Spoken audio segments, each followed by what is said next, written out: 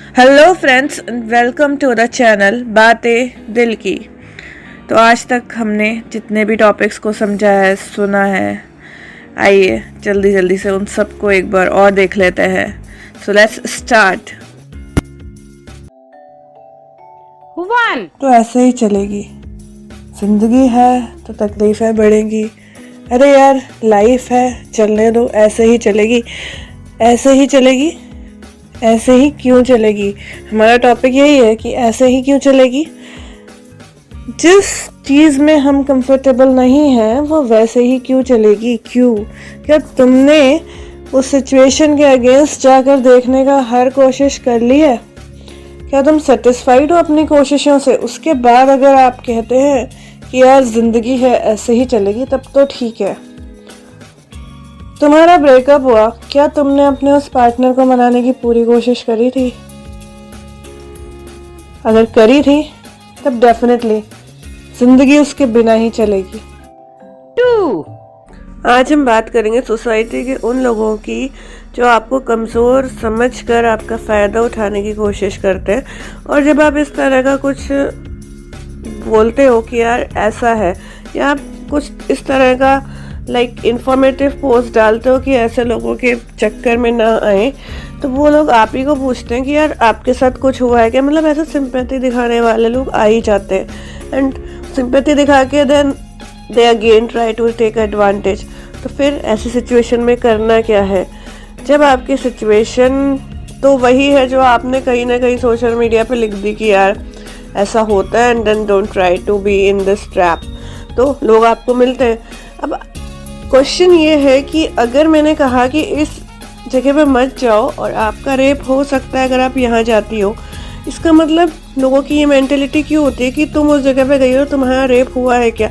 इस तरह के लोग और इस तरह के विचित्र तरह के लोग क्यों वो आप लोगों को टॉर्चर करते हैं, या वो आपको उस चीज़ के लिए और पूछना चाहते हैं कि तुमने ऐसा क्यों लिखा, और क्या उनका जवाब देना ज़रूरी बनता है?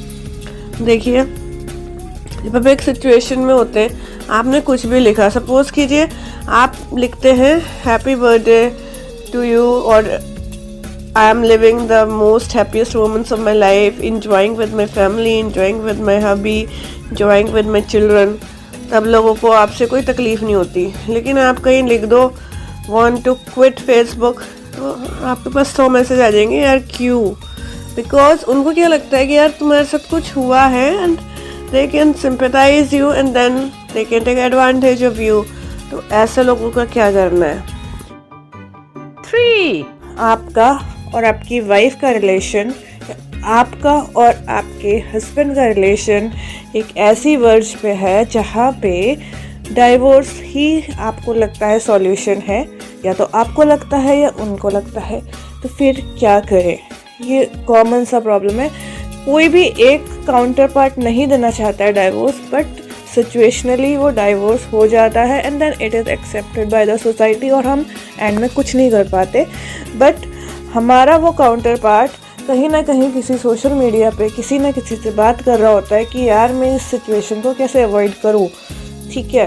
बट वो उसने एक तीसरा चैनल ढूंढ लिया कि यार ये तू बता कि मैं कैसे करूँ, जो उसको अपनी वाइफ से या हस्बैंड से कंसल्ट करना चाहिए था। नहीं, वो उससे तो थक चुका है, परेशान हो चुका हूँ मैं तो उससे, वो तो सुनती नहीं है, वो तो सुनता नहीं है, आप बताइए मैं क्या करूँ। एंड इस डिस्कशन में, इस सब चीज़ों में, दूसरों की ओपिनियंस लेने में टाइम निकल जाता है। और जो टाइम मुझे मेरे पार्टनर को देना था, स्पेशली उसकी इस कंडीशन में उसको समझना था, वहाँ मैं उसके पास जाने से डरने लगता हूँ, मैं उसे समझाने से डरने लगता हूँ, और अल्टीमेटली मेरा रिलेशन ख़त्म हो जाता है। 4। डर जो सबको लगता है, किसी न किसी सिचुएशन से लगता है। और हम ये भी देखते हैं कि आजकल तो ऐसे रियलिटी शोज़ भी आता है जिसमें वो डर का सामना कराते हैं, ठीक है, खतरों के खिलाड़ी। तो आपके डर से सामना कराया जाता है इन अ प्लेफुल वे, वो अलग चीज़ हो गई। लेकिन लाइफ में जब हम डरते हैं चीज़ों से, तब क्या वही सिचुएशन हमारे सामने आती है? देखिए, जिस डर को आपने बार बार देखा होगा, या आपने ये चाहा होगा कि मैं इस डर को अवॉइड कर दूं, वो डर आपके सामने एक ना एक दिन आया होगा, और उस दिन उस डर से आप ही को लड़ना पड़ा होगा। अगर आप इस वीडियो को सुन रहे हैं तो 99% लोग इस बात को एग्री करते होंगे कि ऐसी सिचुएशन आई है। जो हमारा डर था in our life situations, we have faced that particular fear and came out of it. Either we have came out of it or we have surrendered to it. दो situations ही होती हैं। डर क्या क्या हो सकते हैं, जैसे ऊंचाई से गिरने का डर, पानी में डूब जाने का डर, अंधेरे का डर, सो रहे हो आप और अचानक नींद खुल जाए और हमेशा एक ही सपने को निरंतर देखते रहना, वो डर, उससे आप डर के उठ जाते हैं। तो इन सारे डर का क्या करना है? क्या डर के आगे जीत है? 5 आज का टॉपिक है लोनलीनेस, अकेलापन जो हम फील करते हैं, जैसे कि आप सब लोगों के बीच में होकर भी अकेले हो, भीड़ में भी तन्हा हो, ऐसा फीलिंग। आप अपने बचपन के फ्रेंड से बात करने की कोशिश करते हो but they are not listening you. ठीक है, अच्छी बात है, नहीं लिसन कर रहे। आपको अफसोस होता है या आप सोचते हो यार मैं ही क्यों इसको बार बार कॉल कर रहा हूँ, क्योंकि मैं अकेला हूँ, क्योंकि ये बिजी है तो ये मेरे ऊपर ध्यान नहीं दे रहा। यू फील डिप्रेस्ड कि यार ये क्या हुआ मेरे साथ, जो मेरा दोस्त था वही मेरी बात को नहीं सुन रहा है आज। क्यों हुआ ऐसा? क्योंकि वो अपने लेवल पे हैप्पी है एंड आप थोड़ा कम हैप्पी हो, या आप उसका हेल्प चाहते हो but due to situations he is not listening to you. तो क्या करोगे? अननोन लोगों के पास जाओगे कि मैं अकेला हूँ, मैं डिप्रेस्ड हूँ, या मेरी बात कोई नहीं सुनता? नहीं, बिल्कुल नहीं। अपने आप से फाइट करना है, उस अकेलेपन से खुद ही लड़ना है। पहले तो आप ये डिस्कवर करो कि आपको अकेलापन फील क्यों हो रहा है, what is the reason behind it, और आप उसको कैसे ओवरकम कर सकते हो। आपको अकेलापन इसलिए भी फील हो सकता है कि suppose you have completed your graduation and you are trying to search for a job but वो आपको मिल नहीं रहा। क्या करोगे इस टाइम पे? आपको ये करना है कि आप ज़्यादा से ज़्यादा टाइम नॉलेज लेने में लो, यूज़ करो अपना टाइम। 6 dominating minds. तो ये डोमिनेटिंग माइंड्स क्या होते हैं? जो अपनी ओपिनियन तुम पे इस तरह से रख दे कि तुम सोच ही नहीं पाओ, कि तुम हाँ करके हाँ यार तू सही है, you are right, and they dominate you. कुछ लोगों को डोमिनेट होना अच्छा लगता है और कुछ लोगों को लगता है कि यार कहाँ फंस गए, चलो निकलते हैं। शी इज़ और he is dominating me, like what kind of reaction is this. ठीक है, तो वो अवॉइड कर देते हैं वो डोमिनेटिंग लोगों को। अब डोमिनेटिंग पावर ये कहाँ से आती है? जब सामने वाले को ये लगता है कि आपका अपना कोई व्यू नहीं है, या you will submit to them, आप मान जाओगे, है ना।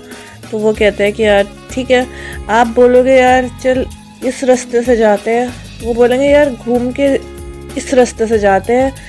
जाना दोनों को सेम जगह, आपका रास्ता सीधा था but because that person dominated you, तो उसकी वजह से तुम घूम के गए, है ना। 7 ओपिनियंस के बारे में, ओपिनियन यानी कि कोई आपके बारे में क्या सोच रखता है, उसे हम कहते हैं ओपिनियन। ये जो दूसरों की ओपिनियन हमारे बारे में होती है वो हमारी लाइफ को बहुत ही तरह से इफ़ेक्ट करती है। और अब जो मैं बात आपसे करने चाह रही हूँ, बहुत लोग इस चीज़ को समझते भी होंगे कि अगर मेरे बॉस की ओपिनियन मेरे लिए ऐसा है कि मैं लेज़ी हूँ या मैं टाइमली काम पे नहीं जाती हूँ, देन दैट ओपिनियन मैटर्स। तो क्या उसकी ओपिनियन सही है? क्या मैंने उसको ऐसा ओपिनियन रखने के लिए कोई वजह दी है, या उसने ये क्रिएट किया है सुन के? ये मेंटलिटी उसकी अपनी है या ऑफिसर्स और कलीग्स की क्रिएटेड है? इस बात को समझना होगा। ऑब्वियसली जब वो कह रहा है कि मैं लेट आती हूँ, मैं लेज़ी क्रिएचर, तो और उसकी ये मेंटलिटी बन चुकी है मेरे लिए, तो कुछ ना कुछ तो उसको मिला होगा जब उसने ये ओपिनियन क्रिएट कर रही है मेरे लिए। तो क्या वो ओपिनियन मैटर करती है मेरे लिए? डेफिनेटली करती है, क्योंकि उसने मेरी एक नेगेटिव इमेज बना ली है and that will effect me in my job. So definitely his opinion matters. 8 बात होगी वैल्यूज़ में, जो हमारी ट्रेडिशनल वैल्यूज़ हैं, जो लड़की के लिए जो वैल्यूज़ हैं, जो लड़के के लिए वैल्यूज़ हैं, दोनों के लिए हैं। आज हम मॉडर्नाइजेशन में जी रहे हैं, तो हमको लगता है कि यार अच्छा ये काम हम नौकर से करवा लेंगे, ये भी हम करवा लेंगे, हमें कुछ करना ही नहीं है because we are living a professional life. ये मैं लड़कियों के लिए बात कर रही हूँ पहले तो इस चीज़ को समझिए। उसके बाद हम लड़कों से रिलेटेड भी बात करें कि ऐसा नहीं है कि ट्रेडिशनल वैल्यूज़ सिर्फ लड़कियाँ खो रही है, लड़के भी खो रहे हैं, बट हमारा जो सोसाइटी है, समाज है, वो इस चीज़ को समझता नहीं है या समझना चाहता नहीं है या देख कर नज़रअंदाज कर देते हैं। तो देखिए, कोई भी लड़की कितनी भी लीडिंग प्रोफेशनल हो, वो सोचती है कि आजकल वो ऐसे सोचते हैं कि यार अगर हमें बेसिक खाना वाना बनाना है तो हम नौकर रख लेंगे। ये आपका एक करेक्टर ट्रेट है कि हमारा सोशल कल्चर है ये कि एक लड़की को खाना बनाना आना चाहिए, उसको खाना बनाने में निपुणता होनी चाहिए। मैं सिर्फ एक क्वालिटी की बात कर रही हूँ, बहुत सारी चीज़ें होती हैं, बट एक बेसिक चीज़ जो हम खो रहे हैं कि यार टाइम नहीं है, खाना हम किसी और से बनवा लेते हैं। ये वाला चीज़ जो लड़कियों में आ रही है, ये इस चीज़ को प्लीज़ अवॉइड कीजिए, बिकॉज ये तुम्हारा एक फीचर है। बीइंग अ गर्ल, ये तुम्हारी क्वालिटी है, ये और कोई नहीं कर सकता। जिस तरह से तुम लड़कों के साथ कदम से कदम मिलाकर चल रही हो, तुम नौकरी कर रही हो ना, ठीक है, वो तुमने अचीव किया, that is a way different than your character. अब ये जो तुम्हारा करेक्टर है ना कि तुम्हें पाक कला में निपुण होना, तो इस बात को समझो कि तुम्हारे सिवा ये कोई और नहीं कर सकता। फर्स्ट स्टेप इज, जो मैं आपको बताऊंगी, shoot out loud. Shoot out loud का मतलब है कि अगर आपका कुछ सपना है, कुछ डिज़ायर है, उसको ना आप अपने तक मत रखो। पहला स्टेप होता है कि आप उसको किसी डायरी में लिख दो कि यार मुझे ये चाहिए and I have to do it, या जो भी लिखना चाहो आप लिख सकते हो। सेकेंड चीज़ होती है, हम हमेशा क्या चाहते हैं या हम ऐसा करते हैं कि हम उस सपने को, उस हमारी विश को अपने तक ही रखते हैं, जो नहीं करना है, कभी भी नहीं करना। आपके आसपास जितने लोग हैं सबको बोल बोल के बताओ कि है ना यार मुझे ये चाहिए, ठीक है यार मेरा ये सपना है, ये आपको सबको जाकर कहना है। जितने लोगों को आप अपनी विसिनिटी में, आपकी विसिनिटी में जितने लोग हैं, आप जिनको जानते हो नहीं जानते हो, आप बातों बातों में बता दो कि यार मुझे ये चाहिए। और लोग तो किताबों से, उनकी चीज़ों से, चेयर से, टेबल से, इन सब से बातें करते हैं कि मुझे ये चाहिए। आपने देखा भी होगा, जब कोई पढ़ाई कर रहा होता है, उसको कोई कॉलेज चाहिए रहता है, तो उसकी टेबल के आसपास बहुत सारी शीट्स लगी होती है, रिमाइंडर शीट्स की ये करना है, वो करना है, ये इक्वेशन ही। तो ये क्या है? ये आपको फील कराने के तरीके हैं कि I have to do it. ये आपको वो पढ़ना होता है in front of nature. Nature मतलब उस वक्त आपका रूम का एटमॉस्फेयर वो नेचर ही है, वो सुन रहा है जो आप बोल रहे हो। आप अगर एक पीरियोडिक टेबल को याद कर रहे हो तो वो सुनाई दे रहा है, वो that is going through the nature, मतलब लाइक वो पूरे एटमॉस्फेयर में आप जो बोल रहे हैं, जो भी आप लर्न कर रहे हैं, वो गूंज रहा है। इसीलिए कहते हैं कई बार कि अगर कोई चीज़ याद नहीं हो रही है तो आपको ऊपर जाके छत पे पढ़ना चाहिए, because that thing propagates into the nature. And जब ऐसा होता है तो जल्दी भी याद होता है, it gets into your mind. 10 problems पे, उनके सॉल्यूशन पे, और क्या सॉल्यूशन नहीं ढूंढकर मर जाने की सोचना एक आसान रास्ता है जो हम कर रहे हैं, हमारी जनरेशन कर रही है। क्या वो सही है? ये जो आप लव में फेल होके सोचते हो कि यार मैं मर जाता हूँ, यार I should die, I can not live, मेरे पास पैसा है बट मेरे पास प्यार नहीं है, ये बड़ी बड़ी दलीलें आप देने लगते हैं। मैंने सच्चा प्यार किया था, तुम क्या समझो। I mean, हम क्या समझे यार, जिसको समझना था वो तो चली गई, तुम हमें क्यों समझा रहे हो। और जब उसको आपकी कदर नहीं है तो आपको क्यों है। दुनिया के सारे रिश्ते नाते आपके लिए ज़ीरो हो जाते हैं, बस एक वही थी। और क्यों? क्योंकि भाई मैंने सच्चा प्यार किया था, है ना, तुमने किया था, ठीक है, okay, you will get a good wife in coming years. अभी क्यों रो रहे हो? अभी क्यों ज़िंदगी से जाना चाहते हो? इतने डेस्परेट हो? आई मीन कम ऑन यार, it's life, you have to live. और अगर उसके बाद भी समझ नहीं आता ना, तो look at your parents, look at your elder ones, जिनको जो भी तकलीफ होती है, कुछ भी तकलीफ होती है उनको, they are like we will go to the doctor and we will get well. वो तुमसे एंड तक कभी नहीं बोल रहे होते कि बेटा मैं तो मर जाता हूँ। ऐसा कोई कहता है? आपके माँ बाप किसी ने कहा है आपसे, जो आप इतने होपलेस हो रहे हो, इतने डेस्परेट हो रहे हो? आई होप इस वीडियो को देखने के बाद, इसको सुनने के बाद ये लाइफ ख़त्म करने वाला थॉट इस रीजंस तो दिमाग में नहीं आएगा. Keep watching the channel, like, share and subscribe the video. See you later in next video. Take care. Love you all.